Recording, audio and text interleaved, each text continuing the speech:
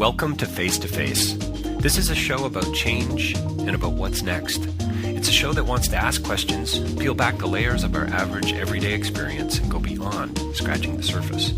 We interview amazing people with incredible ideas and stories who have done wild, weird, and wonderful things. Remember that imagination shared creates collaboration, and collaboration creates community, and community inspires social change. I'm David Peck, and this is Face to Face.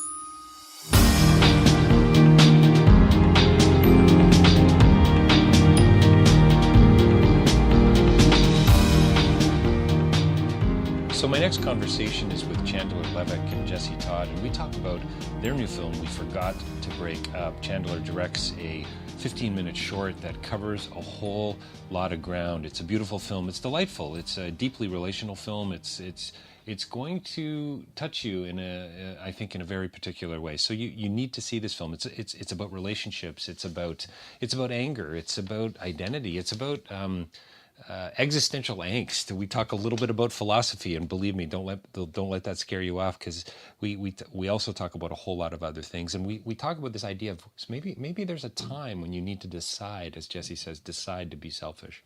Talk about sexuality and memory and identity and relationships and love and friendship and the past. I mean, it's really quite remarkable, the ground that Chandler is able to cover in this film. So buckle up, you're going to enjoy it. We forgot to break up. The conversation is coming right up. Don't forget face-to-facelive.ca for more information about my podcasting.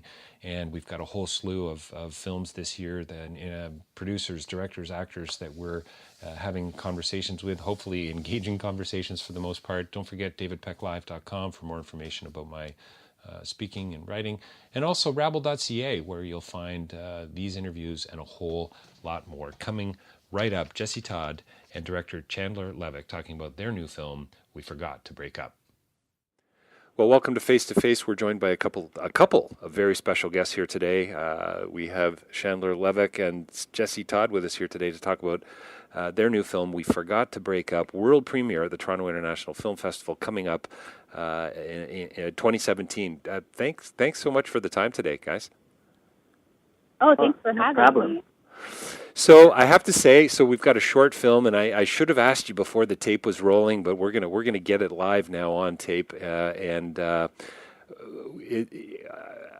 What is We Forgot to Break Up really all about? I mean, can we actually talk about the story? Can we talk about? Are we going to spoil it for people? Yeah, I think we can talk about it. What do you think? You take this one, Chandler. No, you answer this. Yeah, Chandler, tell us a little bit. I mean, so any film, any story about a band called Heidegger, I mean, count me in. Yeah, right. That is a pretty good sort of like nerdy cardigan wearing indie rock band name for sure. It's an awesome name for a band.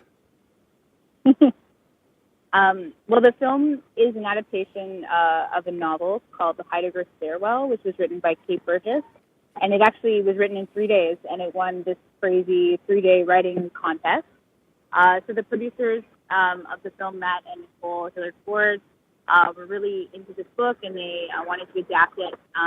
So they asked me to adapt it into a short film that would kind of just tease out the dynamics and sort of the history of the band, which is the novel really captures their whole journey from when they meet in high school to when they're out on the road and they are middle-aged, kind of their whole journey and trajectory as rock stars. But really the central guiding force in their life is their manager, Evan Stroker, who when they meet in high school, the band relates to them there as a woman, but then halfway or sort of through the book, they realize that that's not ever a gender that they identified with. They're a man, they're a trans man, and they go through a really painful transition, both physically and emotionally. Well, not so much a physical painful transition, but a transition where they have to separate themselves from this band that they really created and built their career and these friendships that mean so much to them, and kind of sort of become the person that they're meant to be. Yeah, it's like any great story, right? It's like what I want to say, what I want to ask both of you is what's the film really about? You know, it's because, it's friendship, it's brokenness, it's separation. I mean, there's a real tension that you've created in the film, Chandler, and and by the way, congratulations. I love the film, and I hope everybody sees Oh, it. thank you. I mean, it's what is it, 16 minutes of your life, so you got to go and see this film. But it's about brokenness, it's about sexuality, and challenging the status quo. I mean, so I mean, the list can continue. Jesse, what's the movie about for you? I think it's just about relationships, and well, for me personally, because I am trans, like it's about coming out to people over and over again and having these old relationships with people that just feel like family members, and they're not necessarily the healthiest relationships. It's like you've been friends for so long, and kind of seeing how that's going to work once you've gone through transition and you're not really a kid anymore and you know yourself really well, and then seeing if you can still fit together and kind of the pain and weirdness of all of that. Yeah, well, and I think there's I think there's something really relatable too for everyone, right? I mean, I said to Shana before I think you were on the call that there was a couple of soft touch points for me in this, and I think I mean, everybody, it seems to me, has for the most part has gone through some kind of a broken relationship of one kind or another, and probably I would think is going to resonate with the story in some way. Yeah, absolutely. It's sort of like, I think, we understand the context of a relationship, romantic breakup, but some of the most painful breakups, like, in our lives are with our friends. And I think that's what's the hardest thing about a friendship breakup, is that person doesn't have to choose to stop being friends with you. And, I think we've all kind of been in environments where we sort of have to go back to seeing these people who were such an influential part of our lives and who we really who actually built kind of a significant part of our identity, or who we think that we are. And, when you realize that you're not the same person anymore, and that friendship's never really going to work, it's really sad. So was it a huge falling out, or was it just a colossal misunderstanding? With the band? Yeah. Well, I think it's also kind of like anything. Like everyone has different sides to it, and everyone sees things in a different way. Well, that's so some people. I think that's where my question comes from. That perspective, right? And I think that's what's great about the film, is that everyone has a different opinion on what Evan did to the band or did not do to the band, or how they feel about seeing him again after so long. Some people are really excited. Some people, are angry at him. Some people are just really hurt. Some people are pretending that it's not a big deal, but it actually is to them. It's fun working with all the actors and finding all those different layers and stuff. Especially with Jesse, because he's in every single scene and he really carries the film. Well, you're absolutely right about layers. There's so many nuances to it. It really is. It's got a really subtle and beautiful edge to it. It's really quite remarkable. I love the way it's Lou, right, Jesse? Mm-hmm. When you're talking, Lou is my character is Evan. Lou is my ex. Your ex, and you've got this book that you've written that we're all quite unsure about, I think, as viewers of the film and the story, because it looks like quite a book too, by the way. And he says to you, sitting on the stage, which is just such a gorgeous shot, looking out over the Danforth Music Hall. I'm going to get a little plug in there, but he says, of course, I want to read it, but it's just a little terrifying. And isn't that kind of aren't we all kind of there? We don't really want to go back, do we? Yeah, exactly. And becomes very permanent once it's a memoir. Very permanent and very personal. Yeah. Yeah.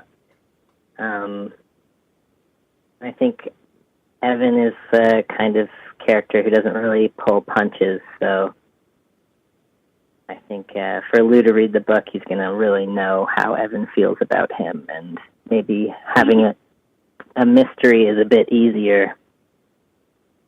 Yeah, I think there's something about a breakup where it's almost like afterwards people develop like their own testimony about who was right and who was wrong in the breakup, and who won the breakup, and what the breakup was really about from one person's perspective.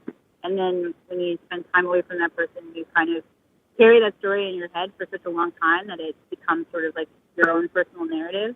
And so it always is really weird seeing an ex again and then realizing like, oh, I was just as much as a fault, or I did things to this person that were equally to blame. We equally love each other. We equally want to be together and feel like we can't be. So I think that was also nice to have a breakup scene that wasn't like two people screaming at each other, but was really a bit sad and caring, and there's a lot of love and like intimacy still there. It just can't work. Well, and I wonder, I'd love to hear what you have to say about this, Jesse, too. I mean, both of you, but there's and you create it so beautifully, Chandler, the tension, like you immediately know something's not quite right here, and yet you've got so many different perspectives. You got some people that are in the room that are genuinely thrilled to see you, or at least so it seems, and Lou's brother, who's pretty angry with you, I think, at probably how you screwed up the band, but also how you maybe hurt his brother.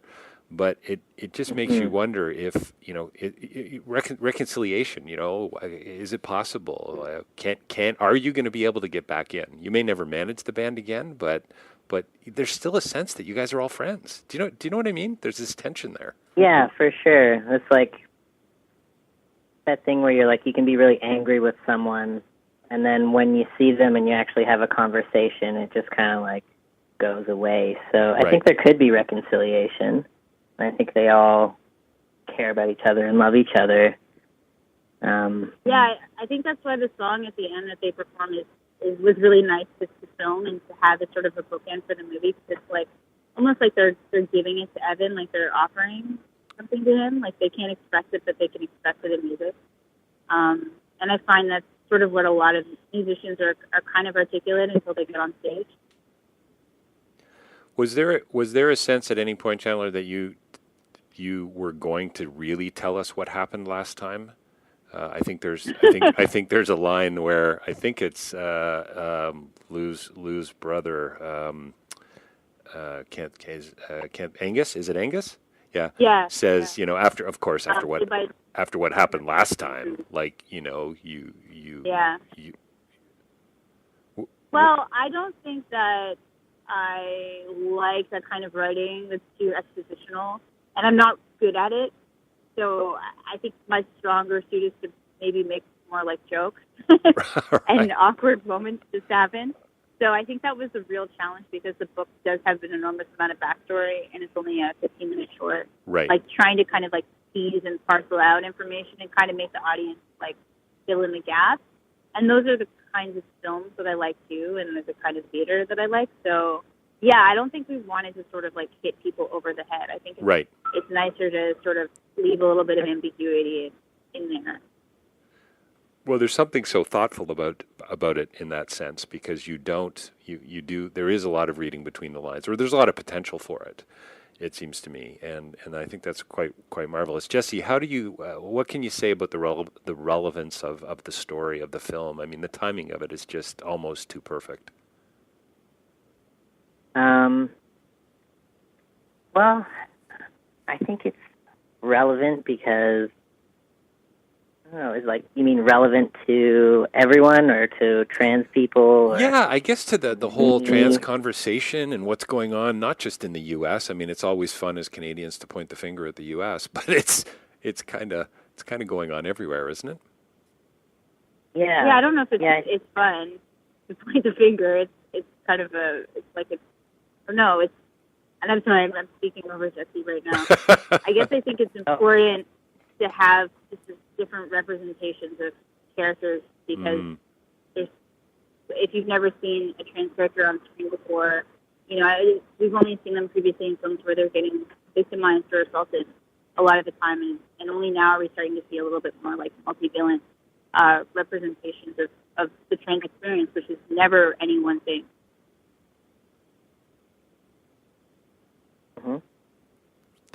Jesse, I think that it's nice to have representations of trans people that are just relatable and actually trans. And so it's like nice for trans people to be able to see themselves on screen, but also for other people who might have misconceptions about trans people to see the reality that we're just normal, boring people. Were you... Yeah, like I think the fact that the film is so universal, like that it's just about an experience that everyone has, and that Evan's actually kind of a dick and like selfish and sort of, you know, like he's not like a innocent angel or anything. Right, he has lots of layers and complexities, and I think that's what we need to see more of. Is this story for you guys? Is this about empathy? Is that kind of a real theme? For me, I wouldn't really say empathy. I mean, in some ways, but I think it's more about figuring out what you need and doing that, whether or not that's going to hurt other people. Kind of about, I think, like, it's so taking care true. of That's yourself. a really great point. So it's I think everyone has that kind of point in their life where you have to, maybe decide to be selfish and go with it, no matter what the consequences are. well, it's about choices, really, on some level, isn't it? Yeah, exactly. Yeah, it's like I don't think anyone would say that like what Evan's doing is a healthy choice. And there's lots of people in the movie that are telling him like, "Why are you here? You should go." But I guess sometimes you have to make a decision that you know is bad for you in order to kind of like move on with your life and get closure on something. Right. And it could be embarrassing or it could be really hard, but then like at least you're going to come out of it on the other side going, I don't have to think about that anymore. I've got to talk a little bit about Heidegger because I've spent a good chunk of my life reading him as a philosopher and having studied philosopher. I mean, it's largely about identity. It's coming to terms with existential angst and anxiety and questions around death and those kinds of things. Did any of that play a role in how you guys pieced the film together? I actually don't know anything about that. That's hilarious, like Jesse. A philosophy class in university, and I definitely failed it. I was like so bad at writing philosophy papers. Did he write Being in Time and Nothingness? Yeah, there you go. He wrote Being in Time. Being in Nothingness was Sartre. Okay. Yeah. I guess okay. we absolutely don't have to get into the nuances of philosophy, but what I love about it is, here's this, I'm watching the film and I see this quick sort of cut to the drum with Heidegger, and I'm like, okay, come on, that's too cool, that's too awesome, because I mean, this was about authenticity, it was about transparency, it was about being human, it was about being more fully human and experiencing, as Heidegger would say, the average and the everyday, and that's what you've done so beautifully with your film. And I mean, it's just, it's lovely and remarkable and so tender and touching. It's really quite beautiful. That's so nice. I think you're the only person so far that's referenced any existentialism to that, but I really appreciate it. I actually I love all that stuff. I love Immanuel Kant and Descartes and stuff. Yes. But I was more into like the kind of more like the Zizek, like pop cultural Lacan side of things. Right, sure. But I really appreciate that. That's so nice. I mean, I think that reading philosophy definitely makes you a better filmmaker. But I honestly got such bad marks on all my philosophy papers that I never was allowed to take another class. That's so funny. You were never. I have to say, my favorite line, and I may misquote it, but I live in Los Angeles, where one is not necessary, could be my favorite line this festival so far. So. Oh man, that's so nice. That's about not needing a winter coat. That was all improv by the actors. Oh, is that right, eh? Jesse, how much? Credit for that. That's really cool. I love to hear that kind of thing. Just how the process, how does it unfold? So many filmmakers have so many different approaches. Some are all about script and all about timelines, and others are all about it's about knowing the material and then creating from the material. It's really quite interesting. Jesse, how much of you was in this performance?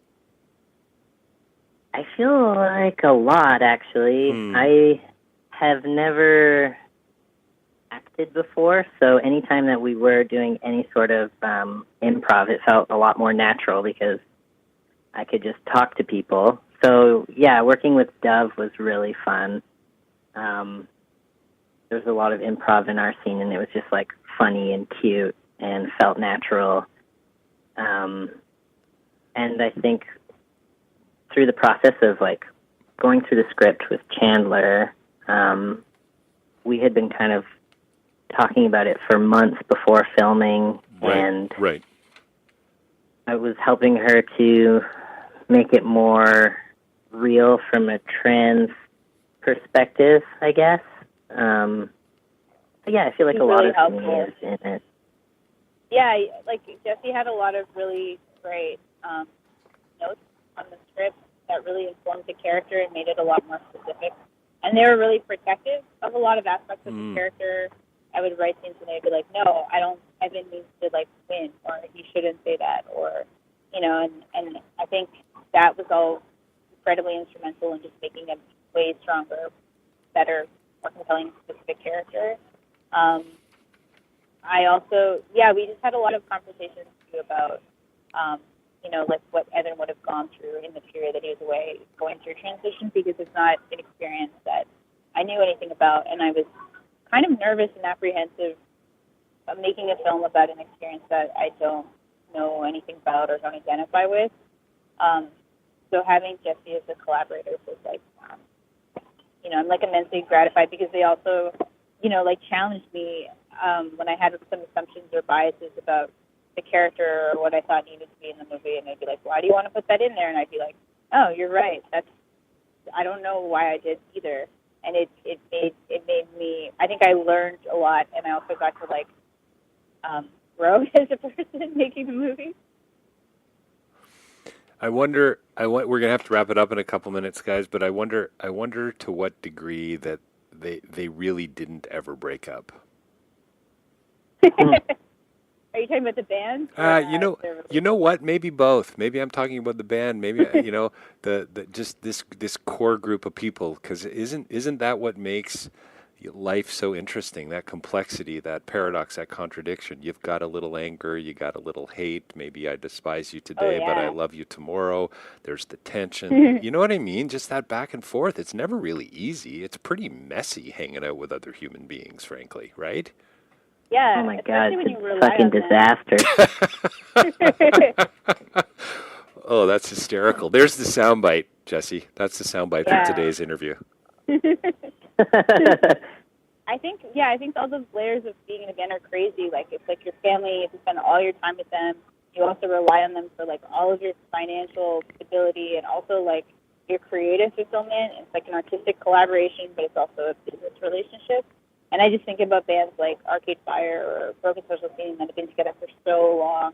And they've all clearly, like, some of them are married to each other, some of them are in solo projects now. There's always one person at the band that everyone associates them with. And there's also people that they've worked with for so long, too, that are behind the scenes and what their relationships are. So it is really complex. It's like a family. It really is. Well, I love the film, and I love what you were able to do in such a. It's going to be. I would think it's going to be pretty encouraging and affirming to other young filmmakers out there. What you've been able to do in 15 minutes, you've done in such a compelling way. I mean, pretty much all shot backstage at the Danforth Music Hall. I know. Thank you so much. That's really, really nice to hear. I've been going to TIFF for like 8 years, and I just think that this year especially, there's so many talented Canadian short filmmakers like Connor Jessup and Matthew Franken and Max the Cape Locos and Carolyn Monet, and really the shorts this year are some of the most extraordinary films I've seen in the festival. So how are you? You check them out. Yeah, no kidding. How are you both feeling as you are about to walk into the festival in every possible way? Oh man, I don't even have an outfit yet. I'm just like, Well, you better get on that, Jesse. I know. I don't have an outfit yet either. It's I'm a bit very overwhelmed. exciting though. No, it really is. Yeah, it really is. Well, congratulations. Thanks for your time today. We're talking to Chandler Levack and Jesse Todd about their new film, We Forgot to Break Up, world premiering at the Toronto International Film Festival. What a pleasure talking to you guys. Look forward to bumping into you at the festival in the very near future. Absolutely. Yes, nice Thank to you, meet you. David. I'll give you a philosophy book. I'll look forward to that.